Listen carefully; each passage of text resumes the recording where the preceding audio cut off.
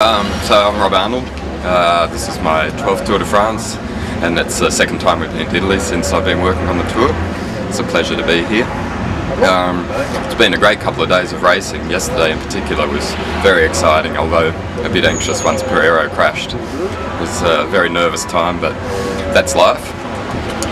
He's okay, and that's a great relief. And then to watch the end of the stage and see Cadel fighting his way in the yellow jersey was something that I think a lot of people in Australia have really enjoyed. He's been a great entertainer, and he's really bringing cycling to the forefront, and I think that's what we all want to see. My job while I'm here is to make sure that everyone is up to date with what's going on in the racing. I've got to write all of the live coverage for the official tour site, and also make sure I collect plenty of information for my magazine, Ride Cycling Review. You know, what I really want to do is finish my stage and then go into the press room and catch up with everyone and find out what's missing or what else they need to know, and fill in any blanks that they've got. Because, to be honest, the best way to describe my job is that I see more of the tour than anyone, but less of it, because I don't get to go to the Ville Départ, which is a big shame, but I start writing the official coverage before the race begins, and then call every single time gap and every crash and every puncture and all of that sort of detail. And the great thing of the last few years is that I've got a special pass that gives me access to interview all the jersey winners and the stage winners, so I know I do get to see a couple of people at the end of every day.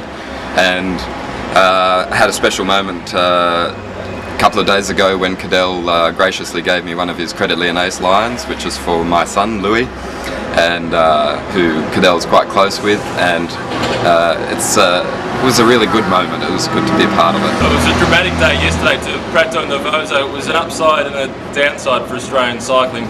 Simon Gerrans was in the breakaway of 4.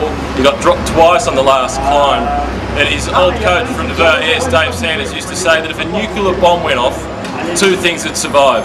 A cockroach would crawl out from underneath a rock, and then Simon Gerrans. And yesterday that couldn't have been truer, because Gerrans was brilliant to get his first stage win in the tour, his 4th attempt. And then Cadel Evans, I know he lost the yellow jersey, but that could work out well, because we've got 6 riders within 50 seconds of the yellow jersey, and Cadel is the best time trialist of that lot, and Frank Schleck time trials like he's got a parachute on. Dennis Menchov is the biggest risk though. Let's cross our fingers for Cadel. Hello everybody, I'm Phil Liggett and you're watching Sutty Park, of course. It's a strange place to find them operating, but we're in this lovely Italian town of Cuneo, and it really is nice and hot and sunny. You feel as though you're on the Tour de France right now. Yesterday though, can you believe, Simon Gerrans, we've watched him grow up since he was 15 years of age when he started riding a bike, and here he is now, a stage winner in Italy on a very hard stage in the Tour de France. Paul's showing wants something, and it's very important. This is very important. So hang on a minute. By the way, there might be a break in story as well. Yeah, this is very important. It's a dog. Hello, Doc. If you don't mind, thank you very much.